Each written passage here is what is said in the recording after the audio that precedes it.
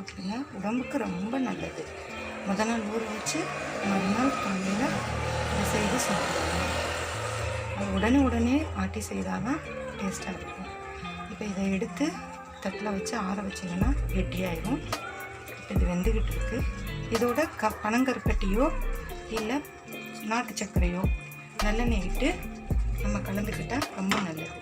இந்த மாவில் அரிசி மாவு, வெந்தய மாவு, உளுந்த மாவு 3 கலந்த மாவு. இதில் நல்லெண்ணெய், அதுவும் சால்ட் கொஞ்சம் வேணுங்கிற அளவு தண்ணி விட்டு இதமாக வேக வச்சு இறக்கிருக்கேன். பாருங்கள் ஃப்ரெண்ட்ஸ், வாங்க